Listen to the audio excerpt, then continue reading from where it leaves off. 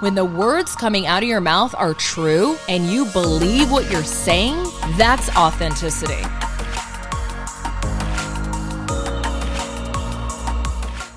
Hey, welcome back. Welcome back to another episode of I Am Nineveh. Just recently, I actually asked this question on Instagram to some of you, and that was, what content, what value would you like to experience on this show right here with me?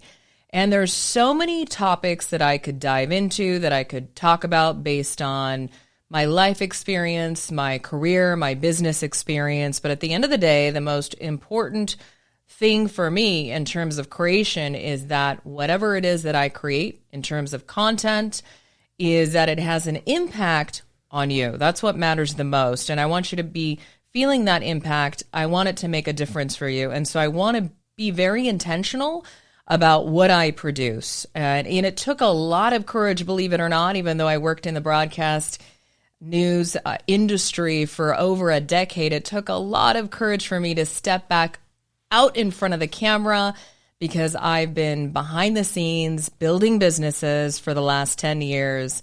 And I thought, you know what, I'm ready to use my voice. And this is a lot different than a mainstream media news gig, which it was a job of mine. I loved it. I enjoyed delivering the news. But this is a lot different because this involves this type of content that I'm producing. I'm showing up alone, first of all, and I'm so used to having like a co-pilot, a co-anchor back in the day. But I'm showing up alone, and I'm showing up as my authentic self, as authentic as I could possibly be in front of a camera, showing up very vulnerable at times. And so, yes, it took a lot of courage, despite what it may look like on the outside in terms of confidence, right? And I think sometimes we really dismiss what people go through behind the scenes because of, you know, how they're showing up on Instagram or on social media, or maybe how they look like. I think we all face challenges, right? We all face peaks and valleys in life. And so when I say that it took courage to step back up and out in front of the camera, I really mean it. And so it does mean a lot to me that you're listening, and I want to make sure that whatever I'm creating and producing is actually adding value to your life, because your comments that you're leaving me, the ratings, when you're hitting me up in my direct inbox on Instagram, it really makes a difference, and it keeps me going, and it keeps me showing up week after week. So thank you so much for being here. Thank you for listening. If you're new, welcome. If you're a returning listener, I am very excited about today's episode, and I want to let you know it's going to be a long one. I've literally got 7 pages of notes, so this is going to take some stamina, y'all. Some stamina here. This is quite the show. For those of you that are actually new to me, new to I Am Nineveh, know nothing about me, I want to run you through some of the things that you may not know about me. And if you've been with me on this growth journey, this thing called life, for a while now, some of you have been around since my TV days, so we're talking 10, 15 years. Here are some things that you may not know about me either. And I had posted this about a week ago on Instagram, and here's what I wrote, so I'll just read it off. First of all, I'm a proud Assyrian. My parents immigrated from Iraq. That in itself is just, it's an incredible story. Not for this EP, but certainly have been wanting to at least, have my family on the show, have my father on the show. I think some of you that have been around me for a while know that I speak a lot about my dad. So if you ever want him on the show, you let me know. He's a wealth of experience in terms of life and what he's been through. It's pretty unique, in addition to my mom and a lot of other family members. So I'm Assyrian, and I'm proud of it. And Shlamaloch, to all the Assyrians that are listening. I'm also a product of divorce, and that's not something that I'm saying to like shame my parents in any way or say, oh gosh, you should feel so bad for me, but I'm just trying to paint a picture here for you that I'm a product of divorce, and maybe many of you are as well. My first relationship, a lot of people don't know this about me because they know me as being married to my husband, John Madsen, a former NFL player and business owner and total bad A. But my first relationship and marriage, the marriage lasted a very short time, was actually in my early 20s. And I just want to say that I'm the victor instead of saying I'm a victim. Although at the time, of course, I was a victim of physical abuse. And let's face it, when you're in a physically abusive relationship, it's also very emotionally abusive. I turned my life around because it was not going in the right direction whatsoever during that period of time. And I created a new identity, is what I did. And I became a TV news broadcaster for a decade plus. Can you believe it? I got married to an amazing man, John, as I just said. He's incredible. And so I want to let you ladies know that if you've ever been in a horrible relationship in your life, yes, it is possible. And there are good men out there. I have a daughter. We have a daughter together, and she's almost 5 years old. I had her at the age of 37, and it was after many, many, many rounds of IVF. So I have struggled with my fertility. It took me a long time to say, I struggled with infertility, but that's exactly what it was and has been. And of course, I would love more children.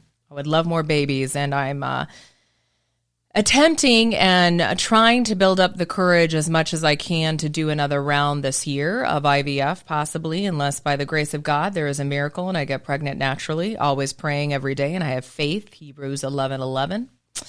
Many of you may know the story of Sarah. Hebrews 1:11, also one of my favorite biblical verses, but I mention 11:11. Look it up. So always praying for a miracle at the same time, building up the courage to most likely do another round of IVF this year. I helped my father build and scale his cybersecurity company, and now I'm helping my husband do the same with Suprahuman. I'm a co-owner, was never, didn't have ownership in my father's company. I was an employee there, and I got to work alongside him for almost a decade, learned a lot, and it was an incredible opportunity, and I'm just forever grateful for that privilege. For anyone that wants to call me privileged, right? There's going to be people out there someday that go, that girl was just privileged. Her daddy this, and I've heard it before, her husband this, but maybe the common denominator between the two of these men is me. Anybody thought of that? But seriously, it's been a privilege, was a privilege, and I would say business and leadership are my zone of genius, and part of leadership is being a very effective communicator. So my background in communications has definitely come in handy. And I'm going to get to what we're going to talk about today. So here it is. And I wanted to also mention that I have endured a really arduous battle with anxiety, especially in 2022. It wasn't the first time, not the first time I'd ever experienced anxiety, but it was certainly the worst. And I wouldn't say that it's completely gone away. I'm a born-again Christian. Thought I'd mention that. Of course, mentioning a biblical verse, so you probably caught on that I believe in God and that I'm Christian. What else? I love the color turquoise. It's my favorite color, even though I'm like wearing black all the time. So these shows are now on YouTube, and I wore another black jacket today. I'm like, dude, every single one of my shows, it looks like I only own the same black jacket. Maybe so. Maybe I need some new outfits, but I love the color turquoise, although I don't wear it much. I just love that beautiful color. I'm a red on the personality chart, so I'm a high D, a driver, bit of a type A. I'm working on it, right? Which makes me high intensity, which doesn't help the anxiety situation. Love, love, love my girlfriends, which I finally made room for and was very intentional about building friendships over the last couple of years. Finally now in my 40s, I'm 42.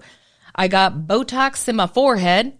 I thought I'd mention that for all the people wondering and all the idiots out there that have all kinds of comments about my face. Yeah, I get Botox like every other woman on this planet. So here's the thing. That all that I shared in a nutshell is what I actually had posted on Instagram. And what I just read out loud to you, and I asked again, hey, what content and what value would you like to see and hear more of? And because of what I shared about myself, I got quite a few comments, and one of them asked, could you talk more about your experience with anxiety and how you overcame it? Because this individual battles with anxiety too, and I bet she's not the only one, and I bet I'm not the only one. So yes, I can, and I'd be happy to talk about the devil that is called anxiety, and I'm going to do my best to do a few things here. First of all, I want to just make this note and disclaimer that I'm not a doctor. What I say in this episode is not medical advice, and what I recommend, I don't have an affiliation with everything that I'm talking about in the show or recommend. I don't make money from most of these things. And should that ever change, should I ever promote products that I make a commission from, I'm going to be fully transparent about it and just let you know. But by the way, I don't think there's anything wrong with making money from products and services that you believe in. I'm a business owner, so I obviously already do that. I believe in Suprahuman. That's what we sell, right? But I just wanted to let you know. And I haven't set up any discount codes to a lot of the stuff that I'm going to mention today, except for one. And I just did that last minute. So I'm like, okay, if I'm going to do this, I better get on my game and try to get some discount codes, because a few people listening to this, I bet, will take advantage of the advice that I'm giving and what I'm sharing, and you're probably going to take action. So I wanted to do that for you, because these are the tools that I'm going to talk about that I use to actually manage my anxiety.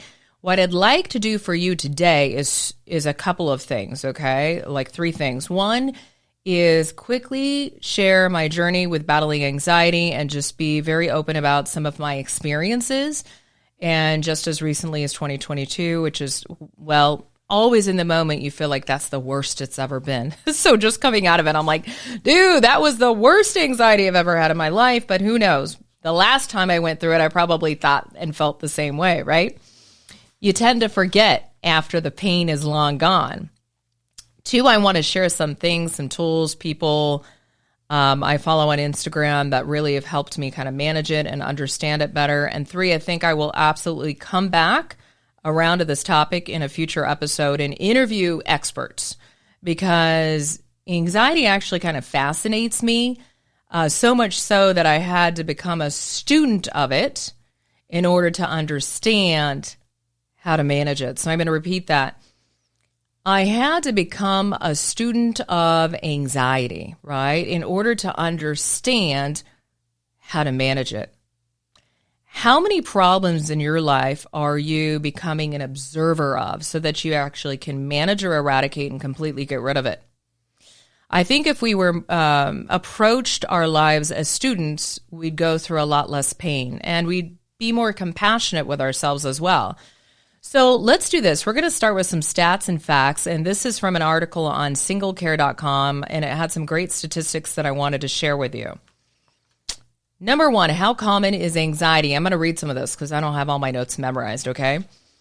In a 2020 survey, 62% of respondents reported experiencing some degree of anxiety. Wow, that is a lot. An estimated 31% of all adults will experience an anxiety disorder at some point in their life. Anxiety disorders are more prevalent in women than in men in the United States and around the world. Worldwide anxiety statistics, it's estimated that 264 million adults around the globe have anxiety. This is according to the World Health Organization. Of these adults, 179 million were female, so that's 63%, and 105 million were male, that's 37%. So notice the discrepancy. I just said that women more commonly experience anxiety than men do. I don't know why. This article didn't go into why. Is it the way we're wired? I'm not sure. The prevalence of all mental disorders increased by 50% worldwide, from 416 million to 615 million between 1990 and 2013. And who knows why the numbers jumped 50%. It just may be that we are talking about it more.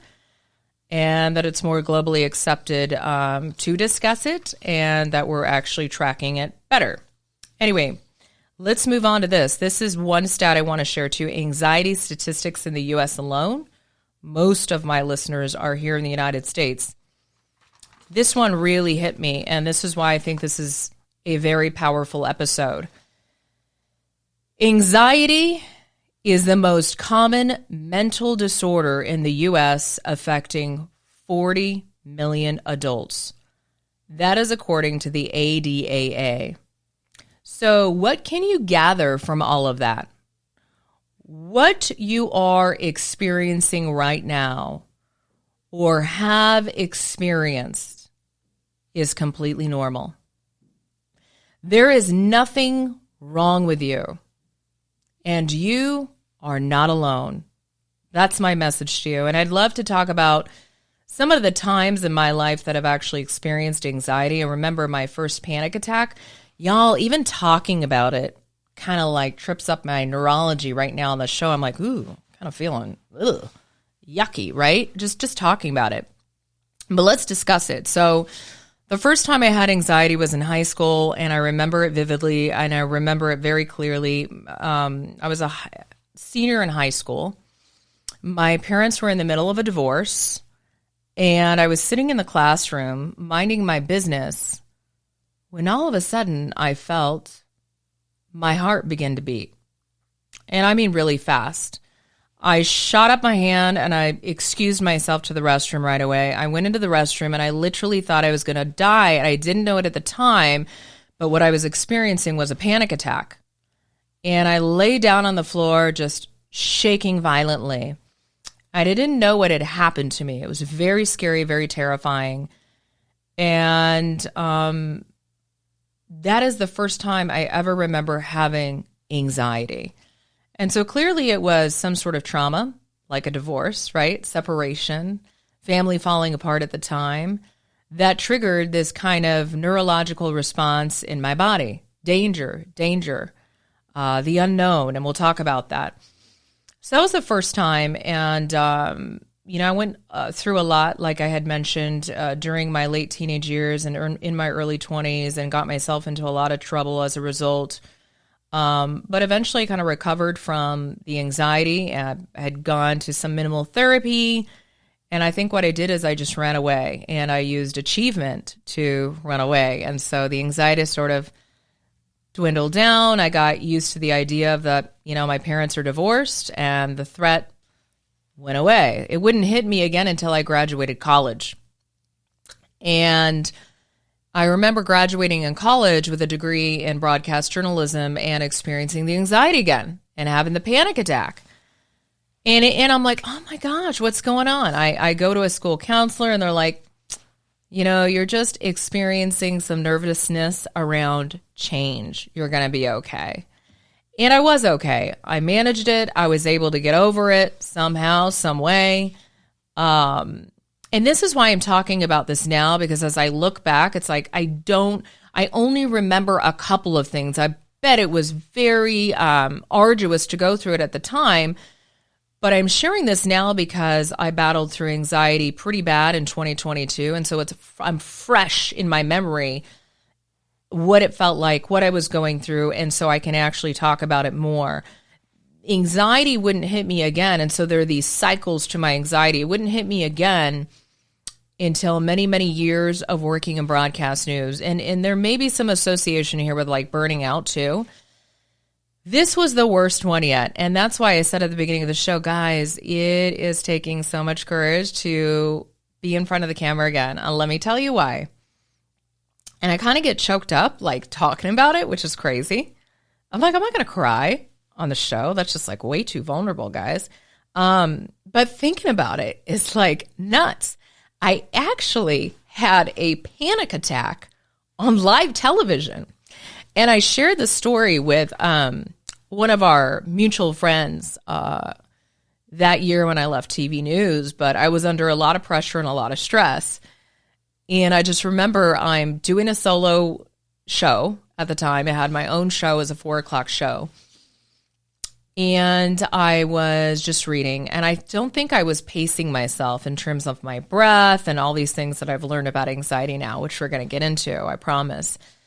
But I think I was in my 7th or 8th story. So I'm probably 8 minutes into talking, and I'm talking in my news voice, right? Which is a different exertion level than I'm using now.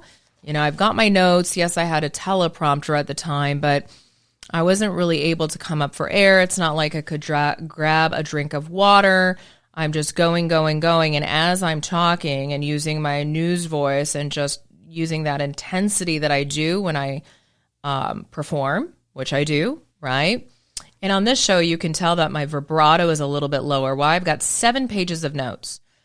7 pages means that I need to pace myself, okay? So if I bring a very intense energy on 7 pages of notes, that breath is gonna, now that I understand what breath is, it's gonna be tough to power through it, and you can kind of like induce yourself into having a panic attack just through not breathing properly. So I had this panic attack on live TV, and I'm worst feeling in the world, and I'm just like getting shaky. I'm like, I cannot make it through another story. And so what I do is I look up at the camera, my voice is starting to shake, and I don't know if anybody noticed, honestly. And I just look at the camera and I say, we'll be right back. My director cuts to commercial, clearly knows, like, why'd she just say that, right? And I just rip off my microphone. I run off the set. Somebody else takes over because now we've got 2 minutes to figure this out. And I'm like, I can't get back on air. I don't know what's wrong. I don't feel good. I'm freaking the F out. So there you have it. That was a terrible experience, and I think that really shook my confidence. And I didn't show up to work the next day, and I didn't show up to work the day after that, and I didn't show up to the work the day after that, because showing up to work in TV news is like showing up to be on television in front of tens of thousands of people. And nobody cared. Nobody understood.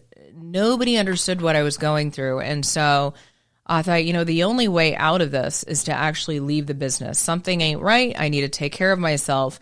And I'm at a workplace that is so toxic that is upset that I've even called in sick 3 days in a row, and having a note about my anxiety is not enough. Just come back, pop a couple pills, you'll be fine. And that's what a lot of actually newscasters do.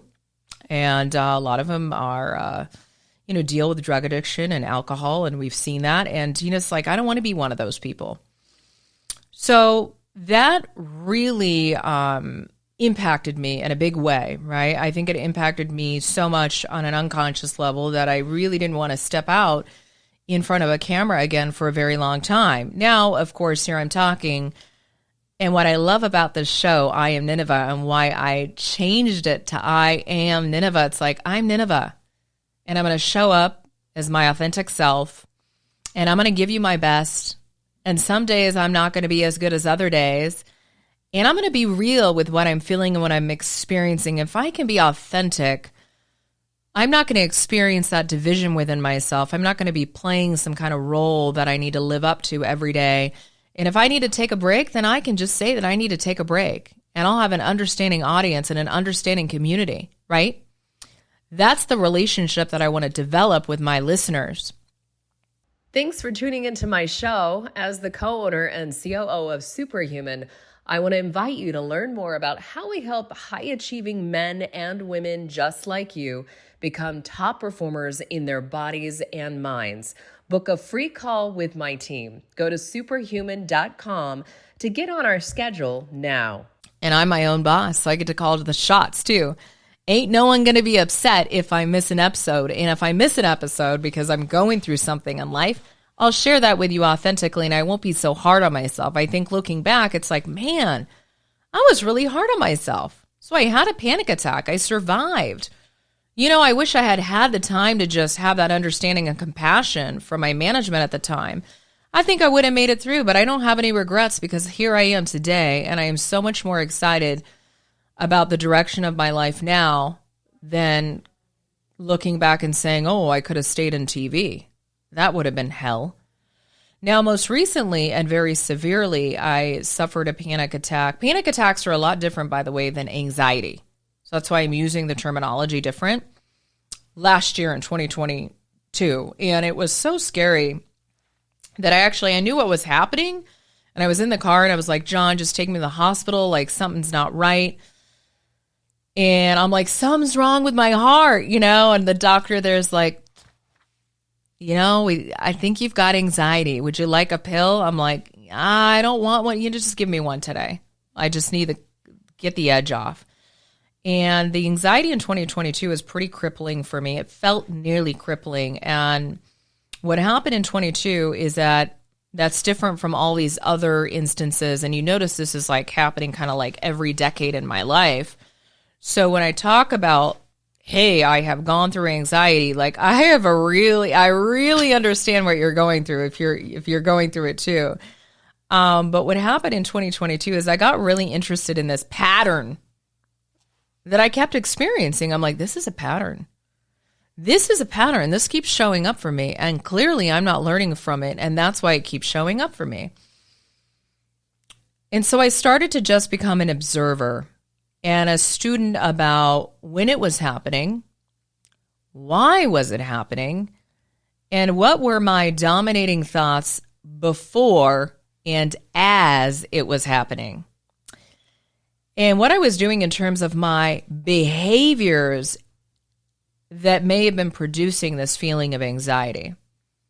Now, by definition, a very simple definition of anxiety is, quote, the body's response to worry and fear.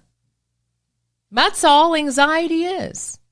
The body's response to worry and fear. And I asked myself, what am I worried about? What am I being fearful about? Let me just say that at the beginning of my 2022 anxiety cycle, like I had mentioned, the panic attack, I went to the hospital, I was given some medication, and while I completely support people's decision to use medication, and many people may need it to manage it at first, especially during the onset of their symptoms, I knew that long-term medication was not going to be a solution for me. Temporarily, great. I really didn't like the way it made me feel anyway. I was like, I don't know if I feel any better, guys. I was really interested. I got very interested because, like I mentioned, it was a pattern. I'm like, dude, this is a pattern for me.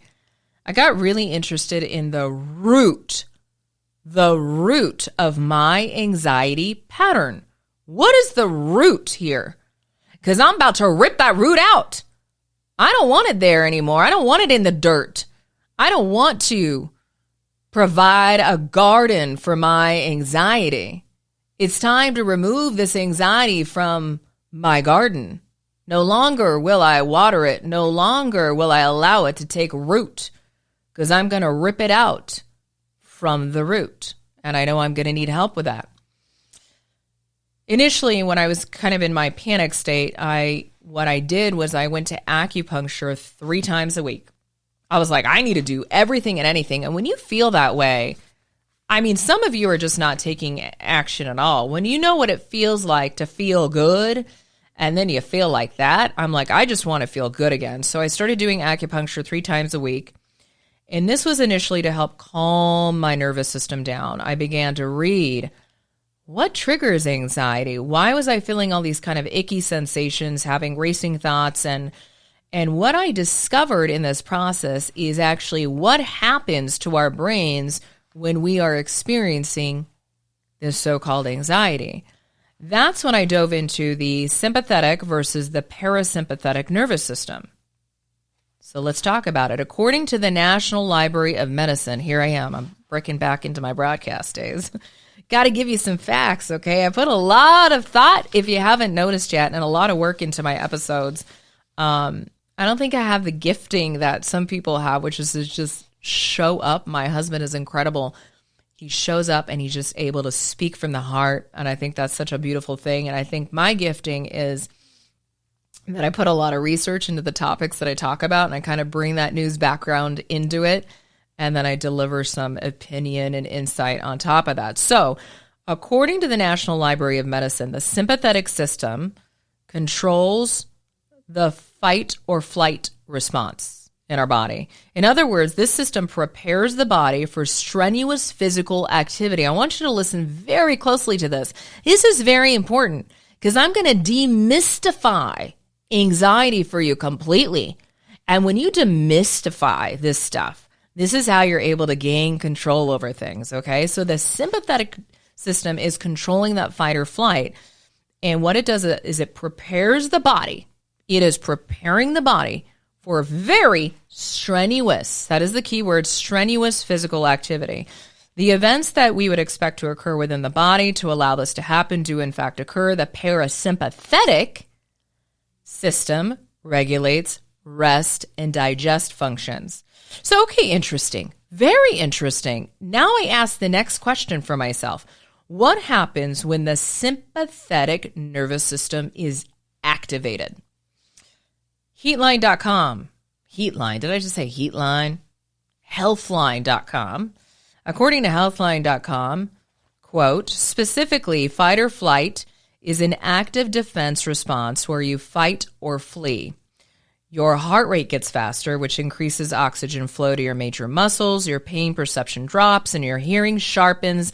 These changes help you act appropriately and rapidly. Rapidly is the key word there. Now, that's all great if you're running from danger, right? This is precisely what it is. If you are running, literally running from danger, this is a fantastic thing that it's being activated. But what happens when you experience anxiety is that you're activating your sympathetic nervous system. When you experience anxiety, that's what's happening is you're activating, like a switch on, that sympathetic nervous system. And by thought alone, by thinking about things that worry us, we have the power to activate the sympathetic nervous system. How crazy is that? Through thought alone, okay? So my follow-up question was, okay, well, how do I activate my parasympathetic nervous system, my rest and digest function? And how do I stay there? And how do I manage my sympathetic nervous system when it is activated so it doesn't completely take over my body and then over my life? When I got curious, I was able to prescribe myself tools and routines that would deactivate my sympathetic nervous system, that fight or flight, and activate my parasympathetic, my rest and digest. One of the Instagram accounts that helped me out tremendously, which provided me a ton of free tips. You got to go follow this account right now. In fact, this is a woman I would love to have on this show. It's Anna the Anxiety Coach. So it's at Anna the Anxiety Coach. Anna spelled with two N's, A-N-N-A, the Anxiety Coach.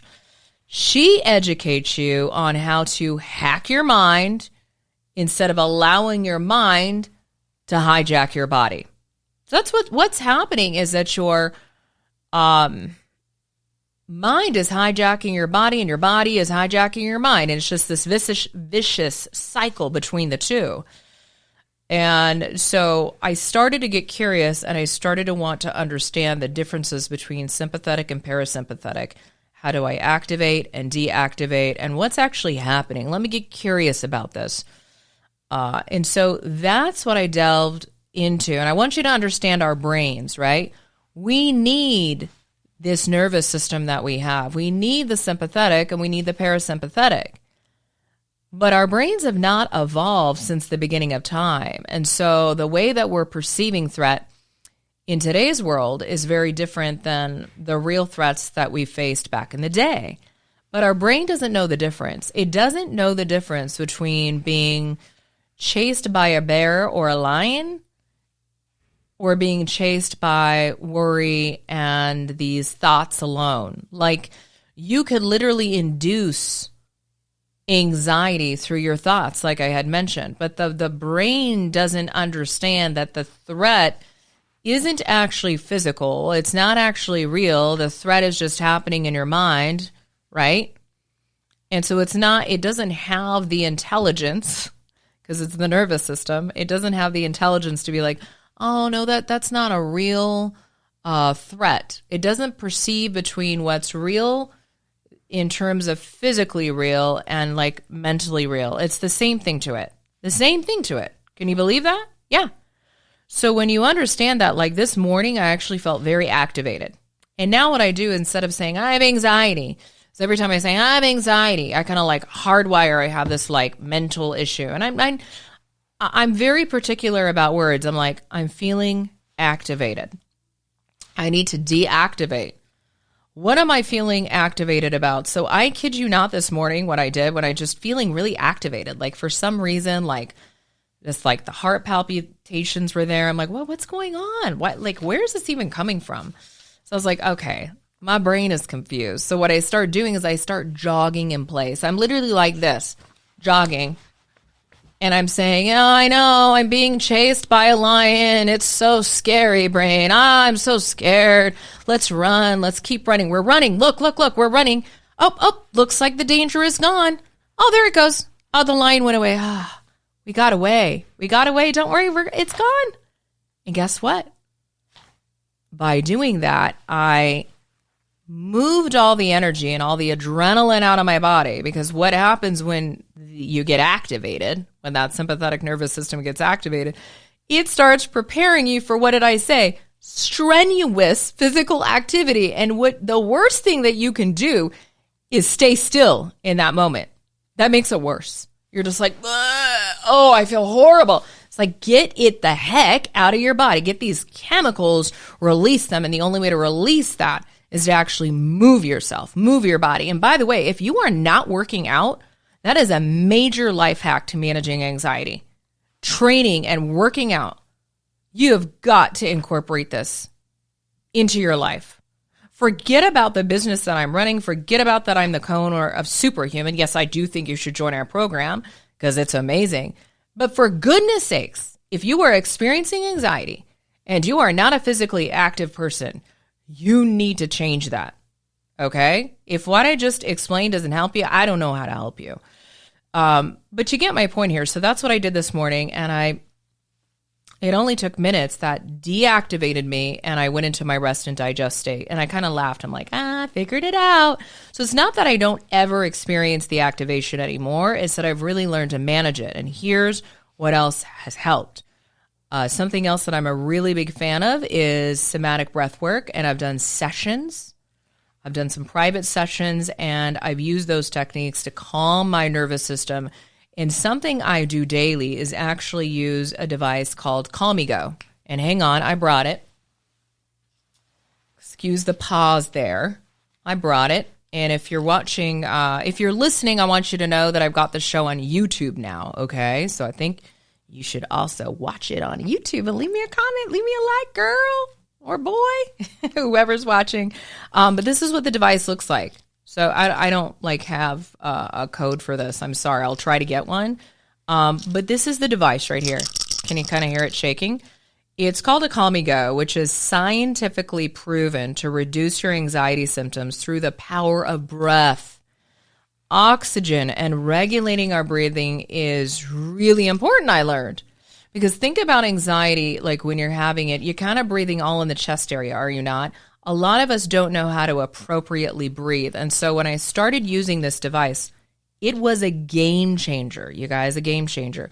I was doing it 3 times a day. Today, I've already done it twice, and I always do it before the show.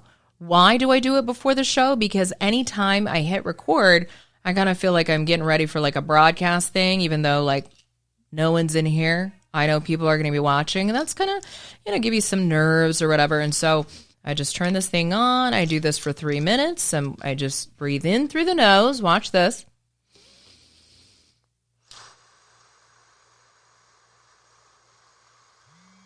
And it's going to vibrate. Breathe out. And what it does through each breath is it sort of forces you to elongate that breath. And by the end of 3 minutes, it is you feel much better because you've oxygenated your body and you are activating your rest and digest state. So I started doing that 3 times a day, or anytime I felt activated, whether it was driving, I don't really care. Like if somebody saw me, like who knows what it probably looked like I was like smoking something, but I'm like, I don't care. I got to manage these symptoms. And so I'm a huge fan of that. And you can find them on Instagram. You can order, and very economical tool. I carry it around everywhere. I have it with me. I've used it many a times. You can use it in the bathroom, like without anybody ever knowing. It's just like my secret weapon in my purse, right? And I love it. And it involves no medication. It uses oxygen. We use our own body where we're able to heal ourselves. And so that power of breath, the oxygen, and regulating your breathing is really important, I learned, because most of us don't know how to breathe. And so through panicked breathing alone, we can kind of induce those symptoms without realizing it.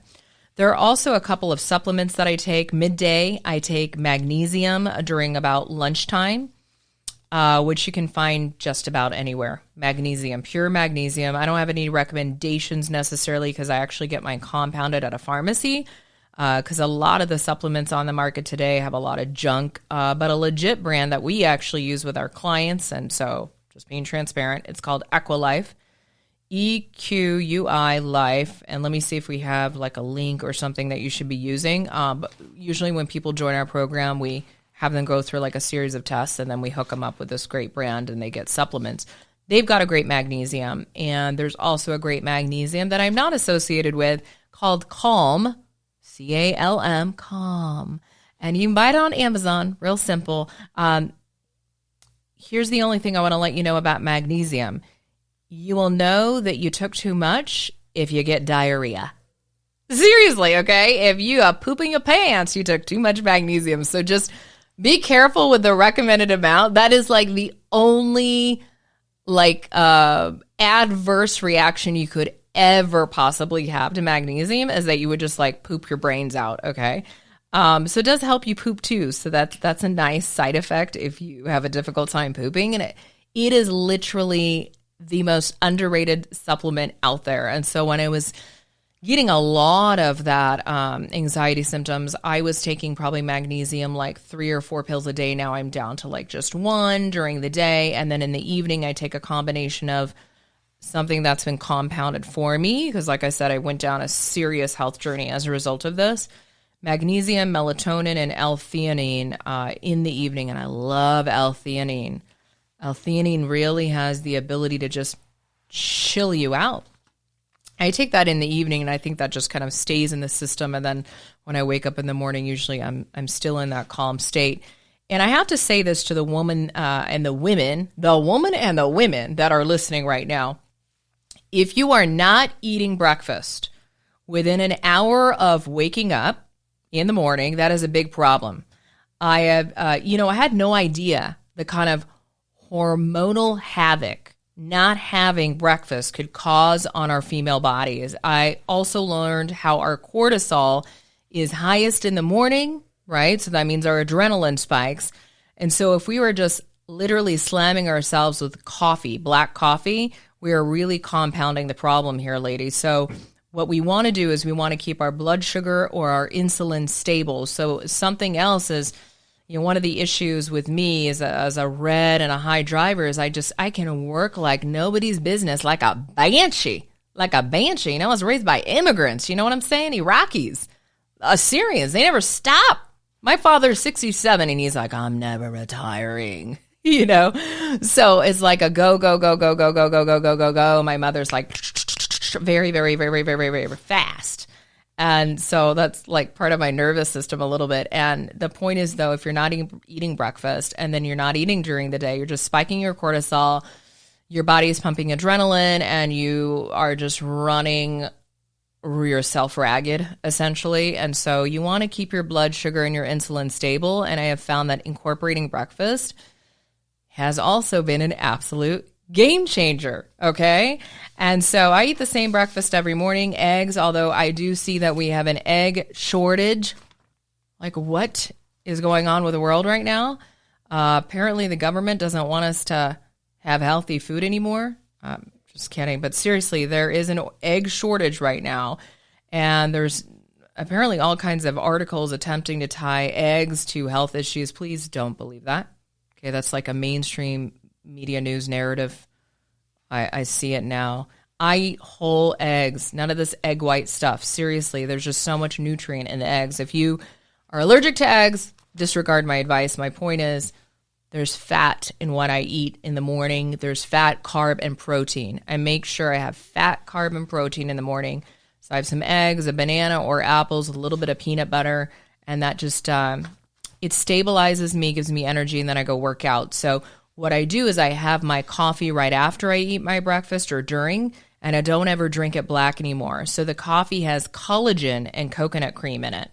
I drink collagen in my coffee every single morning, and the brand that I use and that I absolutely love and that I have researched thoroughly, and I am literally a customer. I've spent so much money ordering their products that finally the other day I'm like, let me become an affiliate because I'm about to pump them out on the show. It's called Saturée, and I don't even know if I'm pronouncing that right, but it's Saturee, and it's a brand out of Australia.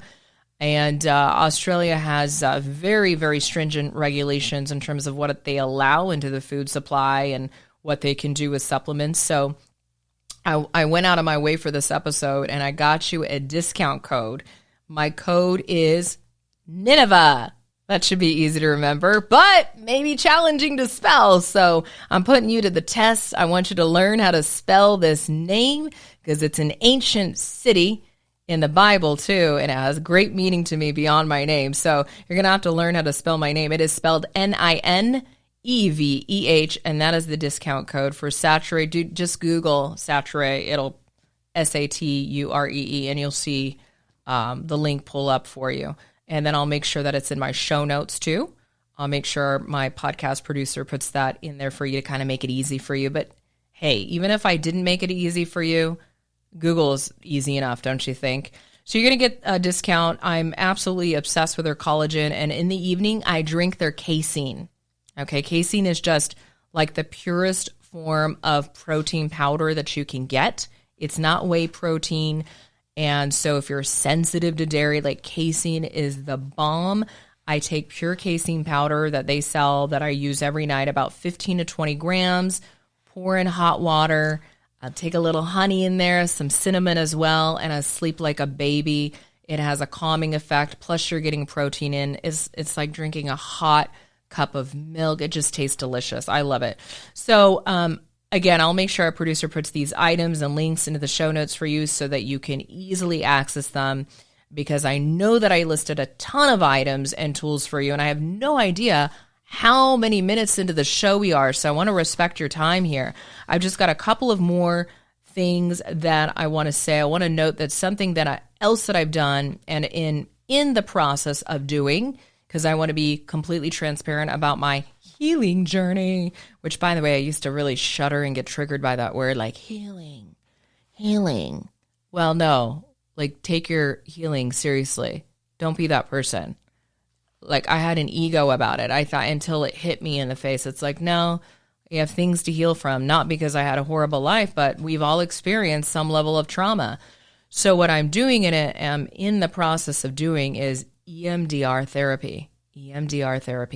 And for me, it's really about getting to the root of anxiety. So you can do all these things, take your magnesium, eat your breakfast, do the breathing device thing, whatever.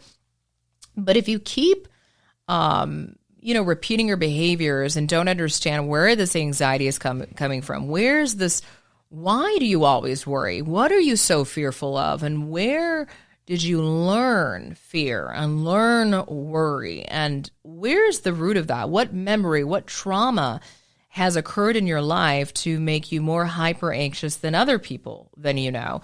And I think getting to the root is the key to not just managing it, but actually making sure it never takes over your life. And so you've got to get really curious about yourself. You've got to get curious about your healing.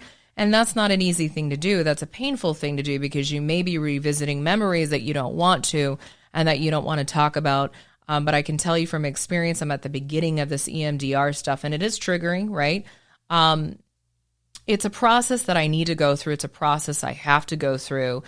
because I want to break the generational curses. I want to break these behaviors so that my daughter doesn't repeat some of these same patterns that are so hard-coded into my nervous system as a result of traumatic things that I may have experienced or traumatic things that my parents may have experienced, and they've just sort of passed on their beliefs or their patterns. Does that make sense? So if they're running on high octane, like they probably, I know they've experienced trauma, but they don't realize that trauma is stored in their body, and it's like, it's showing up in their behaviors. And then I learned those behaviors. So you can actually learn anxiety. You can learn chaos. You can learn worry. Yeah. So what I'm doing is I'm breaking those generational curses. Let's break those chains, I realized I was raised in an immigrant household. Both my parents are from Iraq. And so there is generational trauma. And I kind of just explained what I meant by that. And behaviors that have been passed on to me at the unconscious level that I need to resolve for the sake of myself, because I do not like the feeling, right? Feeling anxious, right? Or feeling activated. And I don't want my daughter to learn those behaviors and my children, my future children, to learn that. My husband doesn't have any anxiety at all, so that's amazing. So he can put up with me and deal with me. But, he hasn't gone through the same things that I've gone through in life, right? So getting to the root and resolving it, I think is really crucial. And so I've personally gone on that healing journey for myself. And I wish I could tell you that your anxiety is just going to magically disappear if you eat breakfast or take some magnesium. That's not really it, right? It's a combination of slowing down, taking care of yourself, and start to ask yourself questions.